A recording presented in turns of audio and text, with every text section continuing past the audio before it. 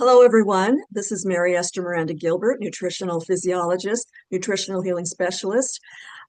Tonight, I would like to talk to you out there about what essential oils can do for you and what they have done for me. They have actually saved my life. I'll tell you that short story before I go on and give you the scientific research that's been done extensively on essential oils. And many of you out there are probably have used them before, but I'm going to give you the good stuff versus the bad stuff. This has been pretty much what I've been doing. Anytime I present something, I show what version not to have and what version to choose for your health. There's always a toss-up between something that's been adulterated or polluted or not produced properly for the body to understand and use optimally versus the better versions of everything. So this is the case tonight for the essential oils as well.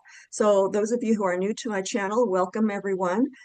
Please stick around and we'll get you more acclimated as to what we do here. So tonight is the topic of essential oils.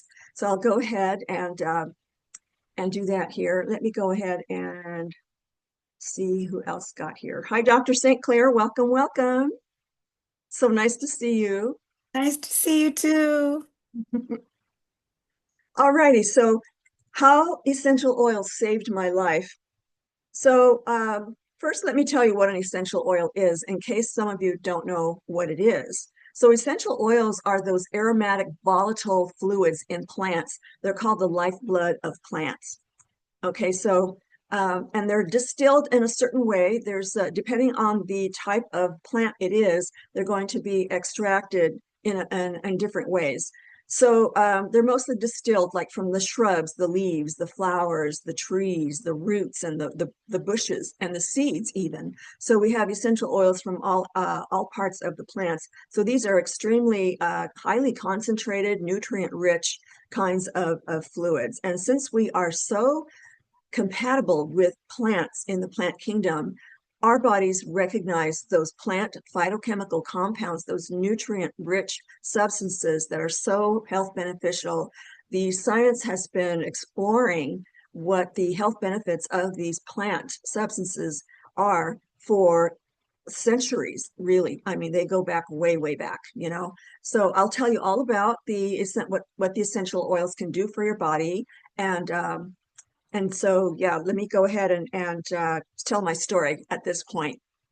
So many years ago, I did not have medical insurance. So I was moving from Northern California to Arizona. And in the interim, I was staying at a friend's house. So I was like between homes. And it was very foggy and rainy and very freezing. And I was exhausted because of the stress in my life at that time, and also, the stress of moving to another state and that kind of thing. So it was a time in my life where I was just purely exhausted. So I wasn't getting enough sleep, having changing my whole life at that point. And so staying at a friend's house was not the best situation either because his house was freezing all the time. And so I couldn't get warm. And Ruth, you know what I'm talking about. So anyway, so that's what happened. I got my immune system was low. And so I was at my storage units, and I was pulling things out of the storage unit and loading it onto my truck, getting ready for my move. And because it was so freezing and the office had already closed, they had closed down at 8 p.m. and I was still out there, trying to get my things into my truck. It was like the last couple of days I was going to be in California. So there I was, freezing, exhausted. And of course, I needed to use the restroom, and they had closed the office. So I saw some outhouses, back in the back of the lot, and I thought, oh, great, And so, but it was, if you can imagine, the filthiest conditions. It's as if they had left them there for months and no one ever came to replace them. So I had to do it, very quickly. But what I had done was inhale. Who knows what variations of bacteria, whatever else was in that filthy place. So I was only in there for like a minute, but it was enough to infect my lungs. So I did not have medical insurance, and what I did was I pulled out some essential oils that I had left over from, previous era of selling. So I just went ahead and I just put a few drops on a paper towel and I laid them on my chest. I could not breathe. I could feel the fluids in my lungs and my breath was getting shorter and shorter. I wasn't able to sleep. I wasn't able to even move because I couldn't breathe. Um, I knew I should have gotten into the emergency room, but I thought, well, this is the middle of the night, and I'll see if I can get through the night. I knew what the essential oils could do. I'd already done some research on them, and I went ahead and just tried it. The next morning, I was able to breathe about 20% better, and so I kept applying the oils, the napkin full of the oils on my chest. I wore them that way all day.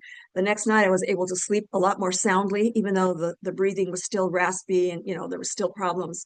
And when I woke up the next morning, it was like 50% better. And the next 2 nights, it just completely cleared it up. By the fourth day, I was breathing normally. I had no fever. I was able to just move around and be active, by the fifth day. So a week later, it was as if I had never had pneumonia at all.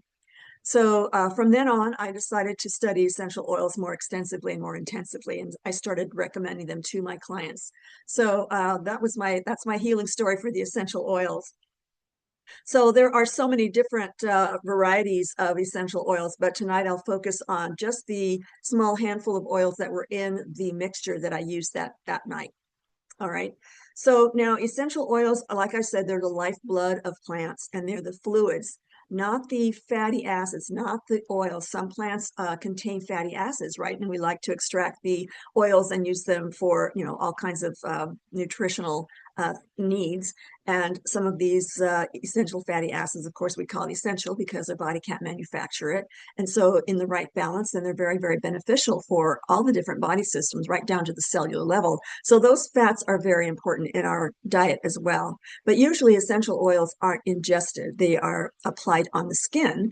And what I always advocate is people use them only on the bottom of their feet. Otherwise, these concentrated plant compounds can be a little bit caustic, on the skin. So anyhow, essential oils, they're not greasy, therefore they cannot become rancid or oxidized. If you expose plant oils, the fats, to the air, then they will become oxidized, meaning they'll break down and they'll become what are called free radicals, and they do damage in the body. So they can even become carcinogenic or cancer causing. So we want to stay away from we want to make sure we refrigerate our plant fats. All right, now back to the essential oils part of it, the fluid part. It's their lifeblood. It's like our blood. It's very similar, in fact. So essential oils, on the other hand, are not greasy. They can't become rancid, and they're very powerful antimicrobials. Now, I saw the science, and I knew a little bit about that before I had the pneumonia back then. And I knew for sure that they are truly antimicrobials. Whatever had gotten into my lungs, whether it was a viral or bacteria or maybe all of the above, I don't know, but it saved my life. It saved me having to go to the hospital, and I never had any respiratory problems ever again. Okay, so chemically, they're very, very complex. As molecular structures go, they're very large and very complex. They have many, many components to them. So our bodies can recognize these huge molecules and disassemble them and rearrange them and repurpose them however it needs to, according to our genetic instructions on the DNA, right? The genetic code. So it knows exactly what to do with these very familiar molecules because they're so compatible with our own bodies.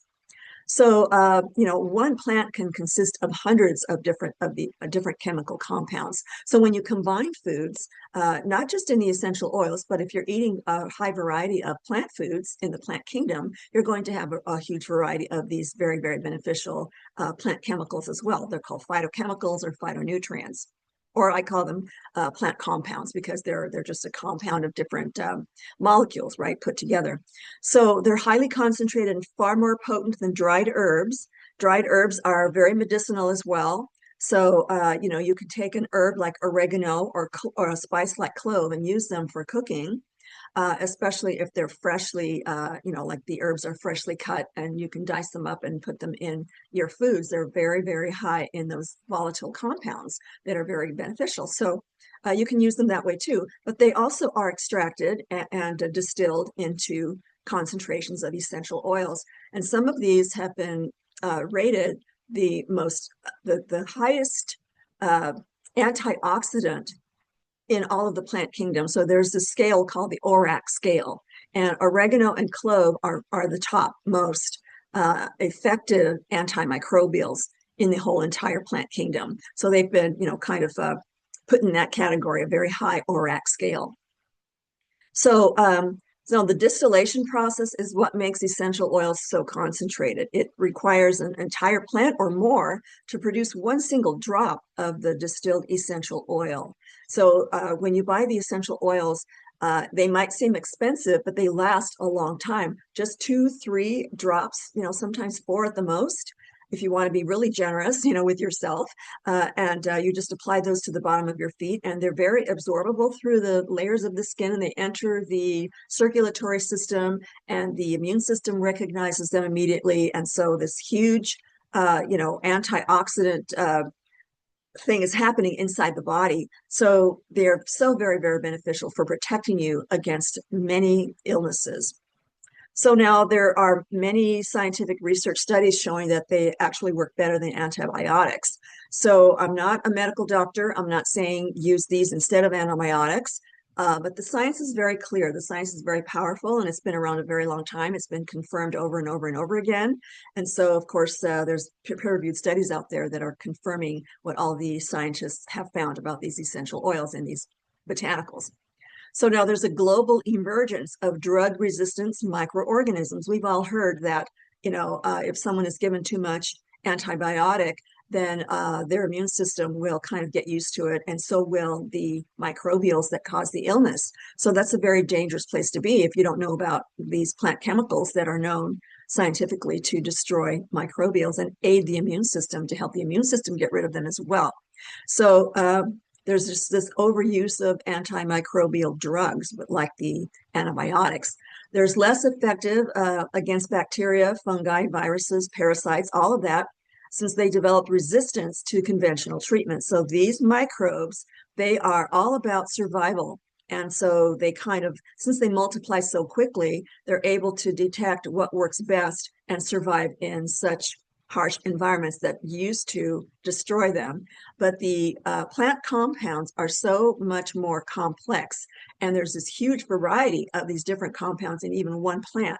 And that's why the immune systems of these microbes, illness-causing microbes, have never been able to figure out how to outsmart these essential oils. And this has been true for thousands of years. So a lot of these oils, they don't go bad. They've been found in Egyptian tombs that are still actually volatile, very viable. So that's how long these powerful antimicrobial plant compounds are. They help protect the immune system of the plant and preserve the nutritional or medicinal quality or integrity of the plant. So it's no wonder, I got my pneumonia was like, it just kicked it out of the park, right? All right, so let's see what else. Phytochemical complexes in plants are secondary metabolites. So secondary metabolites just means that these phytochemical complexes, they aid the immune system, but they also will just disable all of these microbes all on their own, because of once the microbes get exposed to these plant compounds, the microbes can't replicate anymore. Their immune systems are destroyed. And so I'll show you a diagram of what it does to these microbes. Many things. There's no possible way for them to continue growing and multiplying and infecting the body. Okay, so concentrations in essential oils act on several microbial proliferative targets. So that's what I just talked about. I'll show you a photograph or an image of that soon. Microbials don't stand a chance at surviving the presence of these many plant compounds because they're concentrated in these essential oils. Now, if you've ever had food poisoning, and you can actually take the herbs, not the essential oils, but the herbs that they make essential oils into, but you can actually take the herbs and spices and a lot of the vegetables, they all contain these antimicrobial compounds as well. And you can actually start reducing the growth and proliferation of the microbes that are causing food poisoning. So it's best for you to, call your doctors and make sure that that you're going to be under the right medical care. But the science is so strong, and I'm very confident that if you keep up a diet that is high in the plant kingdom, you'll be able to handle, anything that comes up. Okay, so why use only organic essential oils? Okay, so because of the pesticides. And if you have a pesticide that's being sprayed on some of these botanicals, then the pesticides are systemic. It's not like they spray it topically and you can wash it off. Sometimes they're forever chemicals and you can't wash them off anyhow.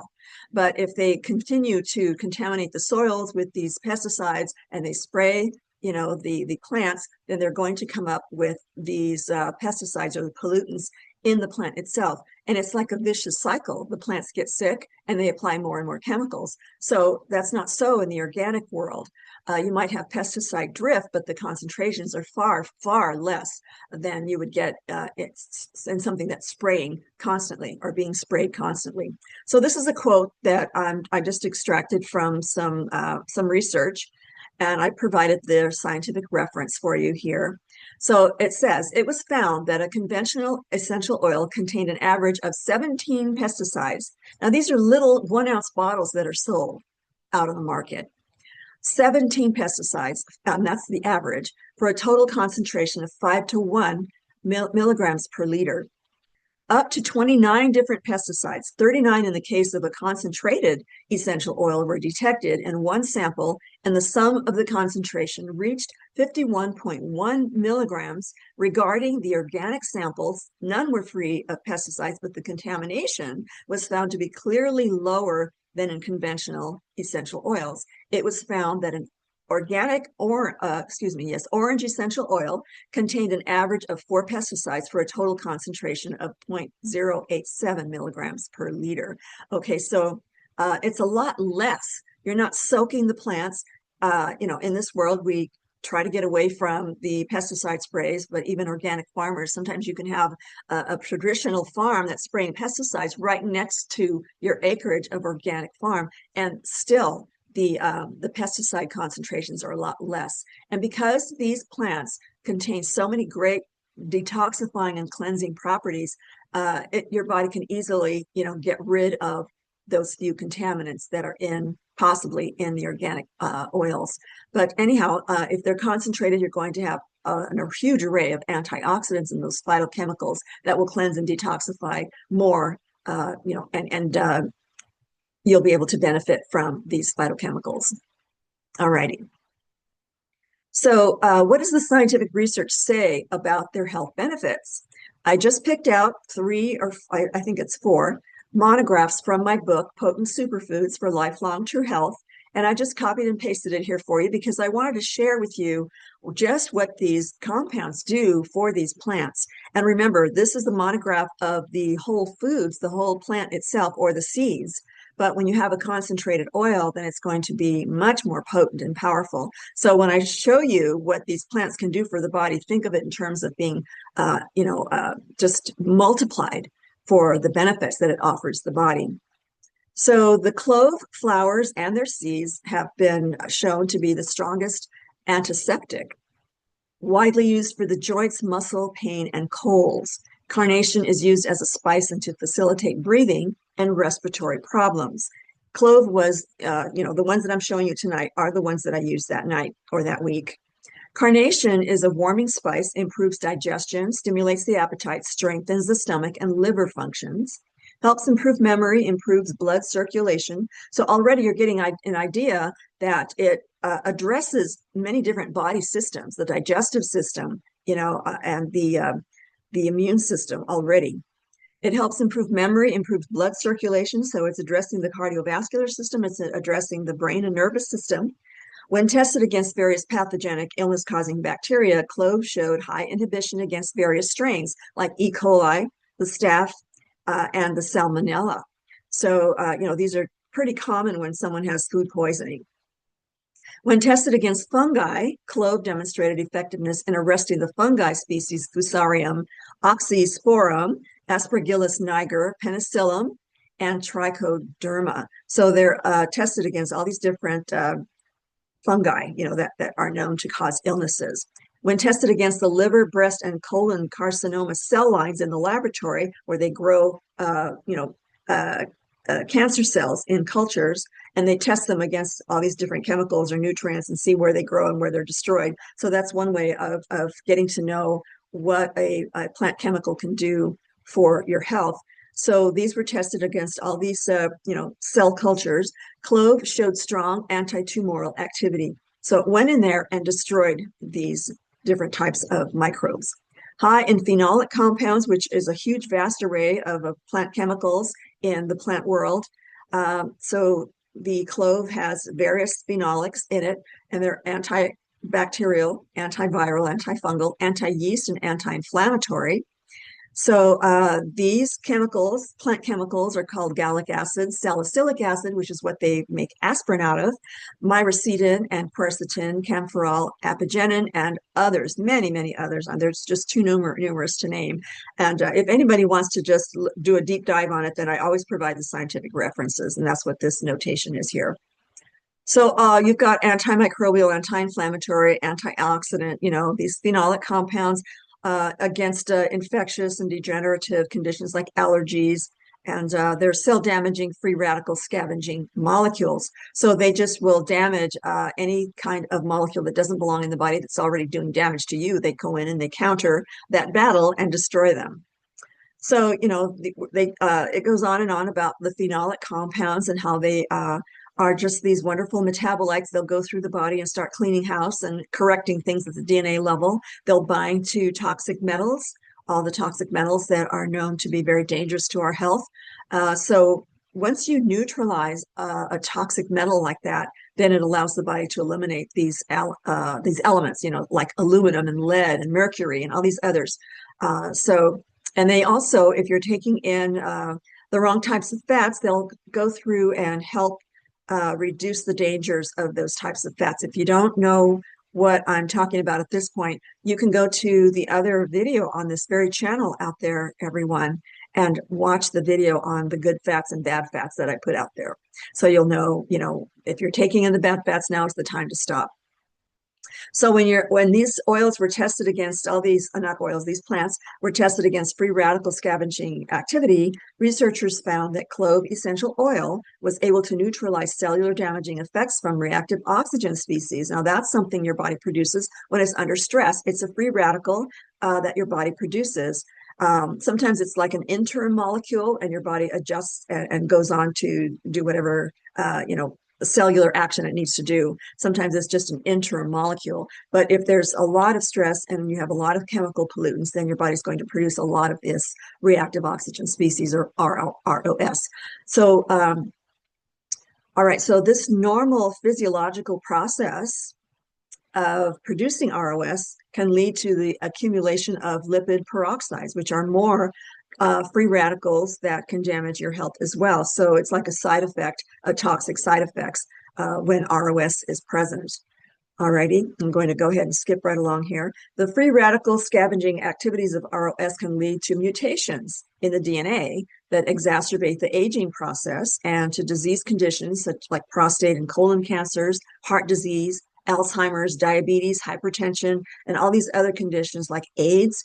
So we're talking about the immune system, all these different systems, right? The hormonal system, immune system, the digestive system, the nervous system, and the brain. So all of these compounds have been shown to aid and make sure all of these systems are operating or functioning properly. Clove essential oils showed higher antioxidant free radical and neutralizing potency when compared to other antioxidants, including the natural alpha tocopherol, which is part of the whole vitamin E complex in plants, and a substance called Trolox, a water-soluble component of vitamin E, as well as the synthetic antioxidants BHT and BHA. So they're supposed to be preservatives that are put into our food, but they're actually not. They're not nutrients, they're not healthy, they cause a chain reaction of problems in themselves. So, that's why these essential oils I think they should be in everyone's cabinets or shelves, and they don't need refrigeration. So you can parade them, wherever you want. They look very pretty when you've got these different bottles and you put them on your shelves, and you can just reach for them whenever you need to. And getting to know what these essential oils do in the body is just essential for your health as far as I'm concerned. So now the other ingredient I used was tea tree, which is the Melaleuca alternifolia. And the reason I put the scientific names of these plants is that because sometimes you'll have variations out in nature of the same kind of plant, and they will have completely different properties. And sometimes there's even instances where a plant can have a toxic version versus a safe version. So you have to know these scientific names. These are universal names that scientists all over the world will recognize and identify a particular plant. So it's very important to know this when you're using essential oils. Or if you're doing your own research, you don't want to do research on a different Melaleuca plant. Okay, so the earliest documented use was by the Bundjalung, or Aborigines of northern New South Wales. Crushed leaves were inhaled to alleviate coughs and colds. Leaves were soaked as an infusion for sore throats or skin conditions. So a lot of these essential oils, if you make a poultice out of it and you apply it to an injured area, your body will absorb those essential oils and it'll get into the bloodstream and help, your body that way too. Leaves were, okay, so contemporary research clearly shows the antibacterial, antifungal, antiviral, antiprotozoal actions of tea tree. So these are the actions, according to this group of scientists. This is what was found when it was tested against various types of bacterial species. So you can recognize some of these here, that if any of you have had any infections. And so there's just so many out there, but these were the ones that were tested. Here's strep, if you ever had strep throat, a staph infection, Pseudomonas infections, which is pretty common in hospitals. It's airborne in hospitals. All right, so I'm going to go ahead and look at the fungal feces. Feces, oh my goodness, no. Well, actually, it might be found in feces, okay? Wow. All right, so these are fungal species. I'll never live this down. This is going to be recorded in history. Oh, well. So anyhow, these are the different types of fungi that were tested, and the tea tree oil knocked them out of the park too. And you might recognize the candida. They're just so diverse. Trichosporon, obviously something that is related to parasites. So research indicates that tea tree essential oil acts against enveloped and non-enveloped viruses. So there's different kinds of viruses, right? And so these essential oils, these plant compounds in these plants have been found, scientifically verified through peer-reviewed studies, that they will disassemble the outer envelope of viruses so they cannot replicate. Once you destroy the outer envelope of these viruses, then those are the tougher ones, and they're tougher, harder to get rid of. But and then there's the non-enveloped viruses too, which are apparently more easily, disassembled by these plant compounds. So the immune system is supposed to be able to recognize these and try to change, how they act in the body, and eventually try to get rid of them. But with these plant compounds around, they get the help that they need. It's like calling in, the military or something. So some research shows antiprotozoal activity, showing a 50% reduction in growth of these types of protozoa here at concentrations. The scientists always give you the concentrations that they tested this at. Another study found that this 300 milligrams per milliliter of tea tree essential oil killed all cells of the Trichomonas vaginalis. So if you ever had a Trichomonas infection, ladies, then the tea tree oil has been found to kill all of them. So they replicate very, very quickly, and the sooner you get to them, the better. There is some anecdotal in vivo, which means in live studies, animal or human studies, evidence that the tea tree essential oil may be effective against the Trichomonas vaginalis infections. Tea tree essential oil contains the antimicrobial phytochemical compounds alpha-terpineol, alpha-pinene, and beta-pinene, and linalool. So there should be a parentheses there in front of the reference there. I better put that in right now. Okay, so this is, so far so good, right? So there's a lot of research out there. I just summarized everything for you. I did not have the monograph in my book on tea tree, so I did a quick study on it, and I jotted down as much as I could just to show you what the tea tree does. Alrighty, so now we've got oregano. And again, these are taken out of my book, Potent Superfoods for Lifelong True Health. You can get it at holisticchoices.com under books by Mary Esther Gilbert. So, they're all there, all the books that I've written. So this particular book contains 109 botanicals. So these are all superfoods. These are all scientifically referenced very thoroughly. And so you can get to know what these plants do for your health and for your body. All right, so now oregano is one of the top valued plants, especially the concentrated essential oils. So the oregano species are known for the complex phytochemical compounds that scientific studies have found to possess these antioxidant, anti-diabetic, anti-inflammatory, and cancer-suppressing or anti-proliferative properties. Again, I am not advocating, I am not a medical doctor. I am merely quoting what the very, very intense scientific research over many years has shown. All right, I need to make that clear so I don't get taken off YouTube again. I was put on probation for a whole week, and that was not fun. So main phytochemicals or phytonutrient compounds include the terpenes, another class of very, very effective plant compounds, including carbachol, thymol. Thymol, okay, if you ever want to make your own homemade ant spray or disinfectant for your home that is absolutely safe, you can inhale it. I had an ant attack last summer, and I could not get rid of them because I refused to use poisons. So I researched it, and I put together essential oil of thyme, which contains thymol, and it just knocked them out of my house. They never, ever returned. I never saw one. They were gone in 20 minutes. They were just like hightailed it out of there. It killed half of them, but the other half, they were gone, and they have never returned. So that's one plug for your own, ant spray. All right, here are the other. I feel like it's so time consuming for me to say these for you. They're fun to say. It's fun to learn how to say these. So all of these plant compounds are in the oregano oil and other chemicals that protect the plant from invading microorganisms. So these plants fluids not only protect our health, they protect the plant itself. A healthy plant will produce its adequate amounts of essential oils that insects do not like or kills the insects. So they have their own natural insecticide built in. Okay, and I already kind of said that. So phytochemicals vary from oregano species to species, which is understandable, different growing conditions, different DNA of the plants, and other chemicals that protect the plant from invading microorganisms and damaging insects. I'm kind of repeating myself now, right? Also protect the cells and tissues from damaging, scavenging free radicals. So, switching back to our own tissues and protecting ourselves from our own stress chemicals and every kind of pollutant that we're in contact with. So it neutralizes all these toxins. Phytochemicals vary from oregano. I already said that, didn't I? Okay, much in vitro and in vivo. So in the laboratory, in cell cultures, and in live subjects, research has been conducted to discover oregano's antimicrobial. There it is again, all the antimicrobial activities in this essential oil as well.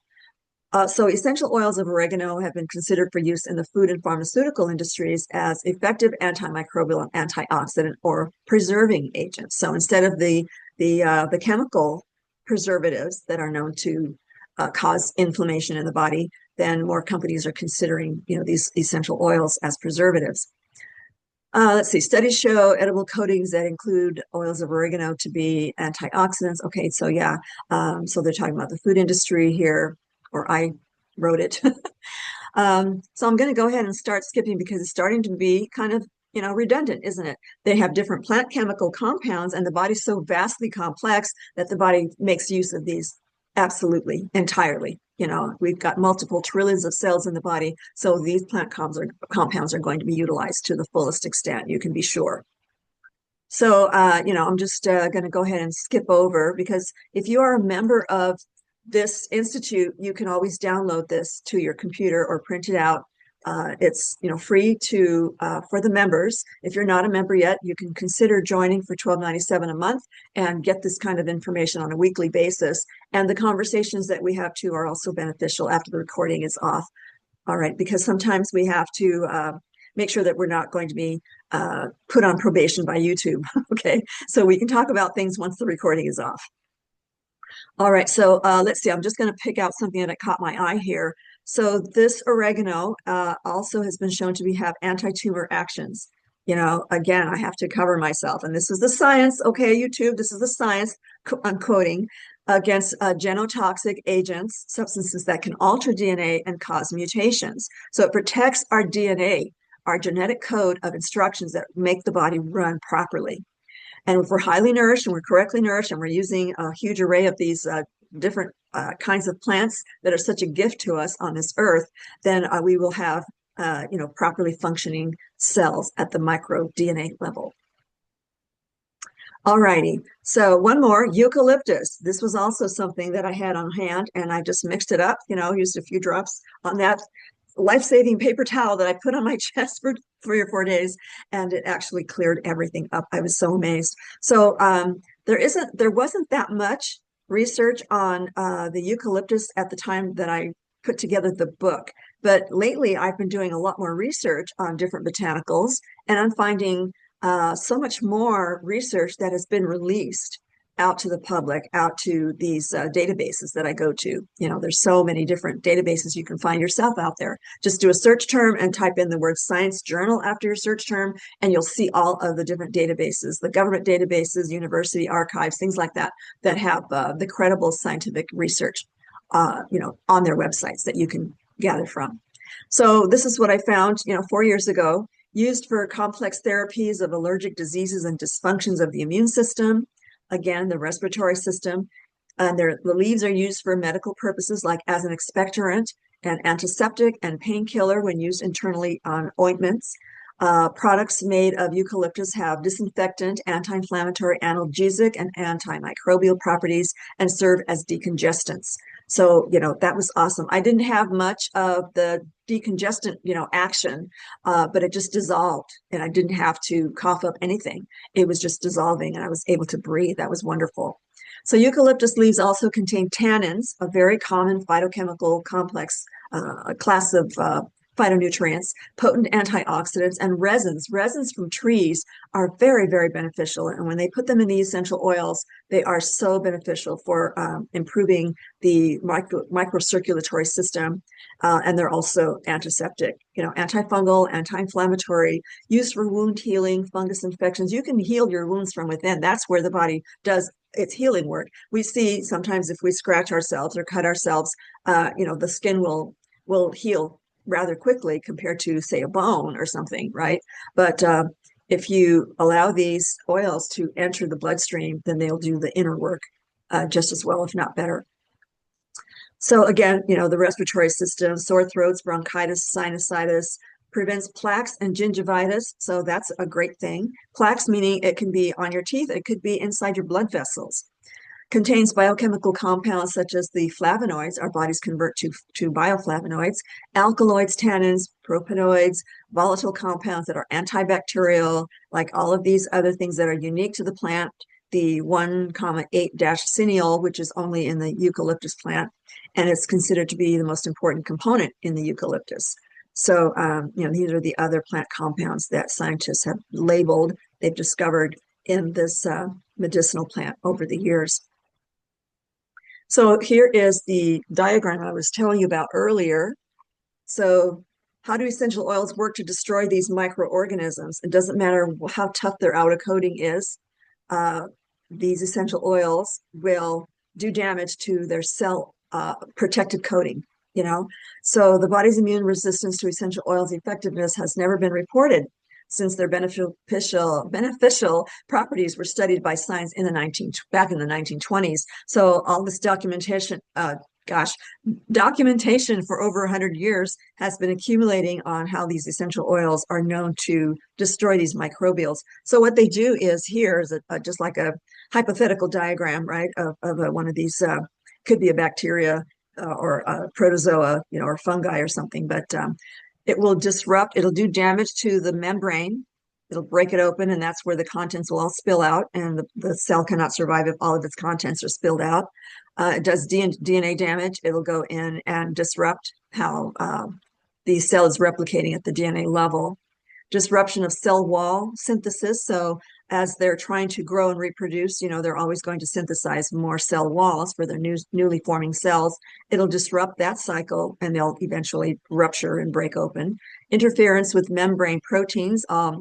If you've been following me for some time out there and people here, my members here with me, they probably know that I go over what's on the cell membrane receptor sites.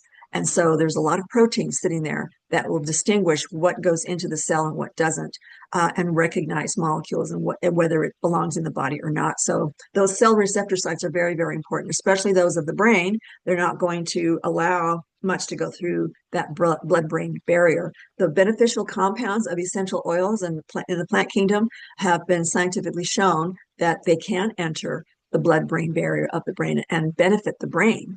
But a lot of these toxins can also do that, and some drugs can do that. So they don't have any health benefits, not like the plant compounds that can benefit us.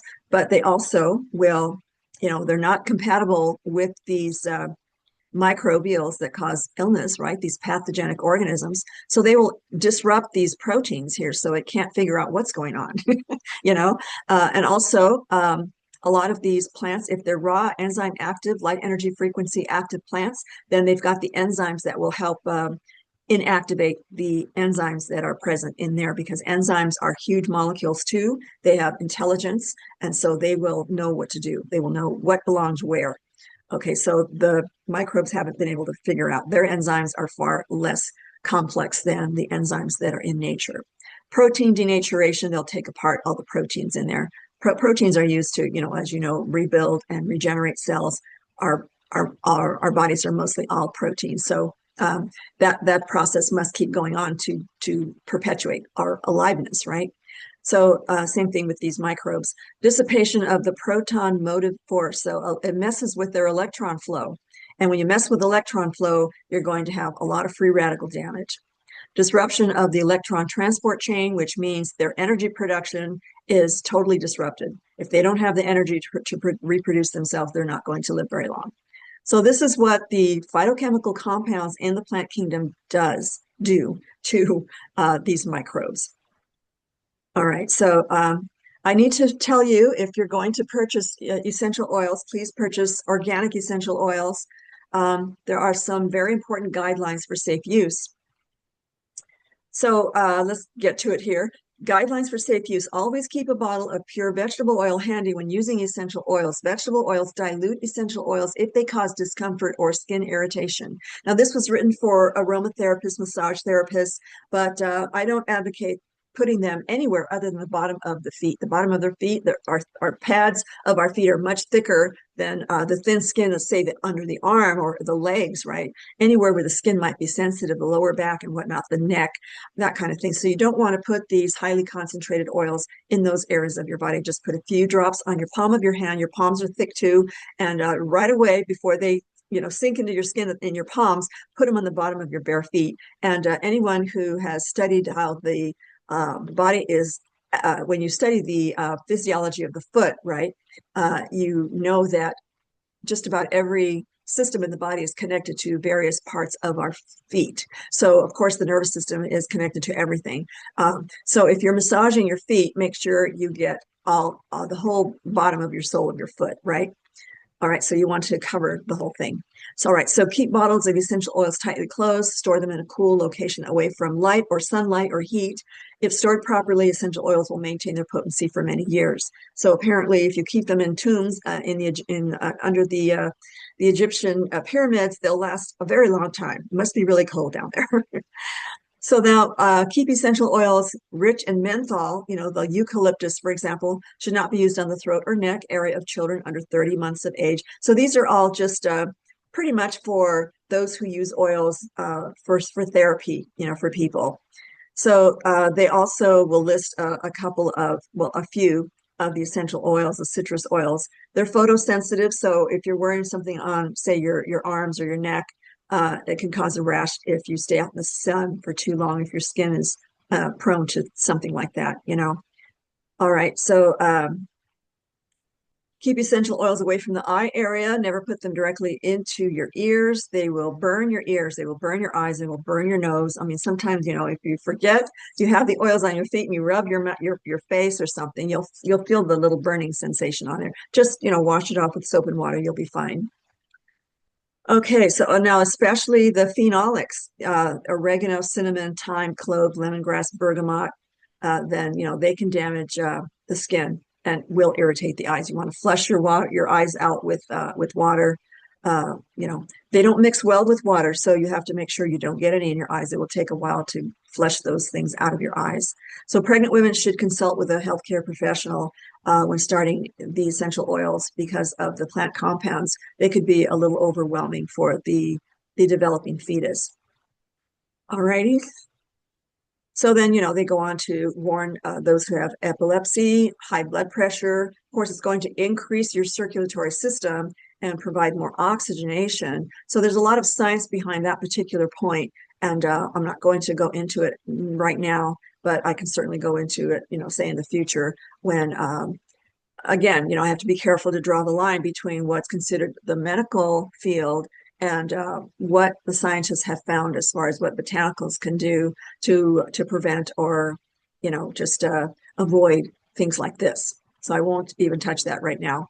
People with high blood pressure should avoid using sage and rosemary. A lot of these scientific assertions by the medical community, I'm not sure if they've done extensive enough research to warrant saying something like that. What they're probably basing it on just to cover themselves is that sometimes you have an isolated case where someone used way too much sage or way too much rosemary or any other botanical, right? And they experienced severe reactions to it. And there's many, many factors that lead to that kind of reaction. So we can't really assume that it's going to be only that botanical that caused a particular problem. So we have to be aware of, the kinds of things that the medical community has been known to say, but they haven't done the research. And so, there's room to learn there. So people with allergies should test a small amount of oil on an area of sensitive skin. So again, this is written for those who apply oils. They use at the beginning of this list, they said keep a bottle of pure vegetable oil handy, right? And this will dilute the oil. So if a massage therapist is using this on someone's body, then they definitely have to use the greasy oils, the plant oils, right? The plant fats to mix with the essential oils. So that's what they're talking about here. And so, then they're talking about what the government labels as generally recognized, regarded as safe, the GRAS labeling.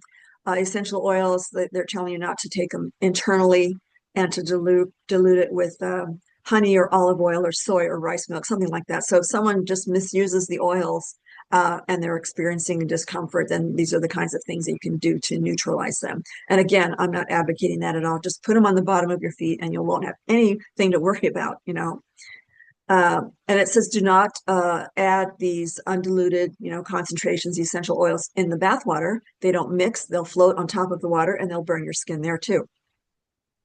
Keep them away from open flame, sparks, or electricity. I've never put them near anything like that, so I don't know what they'll do. I don't know if they're extremely flammable or not. Oils probably are, but I can't see, the essential oils being that way. I've never heard of phytochemical compounds in plants being flammable, but you never know. We've got forest fires if you're using fir or pine essential oils, and they could be flammable. So, just keep them away from that kind of thing just to be safe. Here are my reference sources. Usually, it varies. Sometimes I have a ton of them. Sometimes I just have a very few. It depends on how comprehensive the references that I used are. And of course, I took this reference, a lot of them from my book itself. Alrighty, so, and again, out there, if you haven't seen my book page, then these are the books that I've written, and they've got comprehensive descriptions and videos describing each book. And there's nothing redundant here. If you want to improve your health, if you want to truly master your health, then I would recommend reading my books and also joining us here at the True Health Mastery Institute of Holistic Personal Health Management. Alrighty, so, if you become a member, then you have access to this and many other documents that we produce every week. And I also offer a nutritional synergy system course. It's my own system that I developed many years ago for my clients. And when you eat from this system, then you can be sure that your body's going to be completely and correctly nourished. And you'd be surprised how the body can get to work and fix many, many issues that are happening at the cell level. Alrighty, so that is my presentation for you all out there. Thank you for joining us here tonight. And please remember to like and share and prescribe, there we go again, subscribe to the channel. That way you'll get notified every time a new video is produced and put out there, and you won't miss a thing. All right, so thank you for being here, everyone. I'm going to say good night to the public out there, and members and guests, please stay with me so that we can have more conversations together. All right, so good night, everyone out there, and I hope you come back soon. Bye-bye.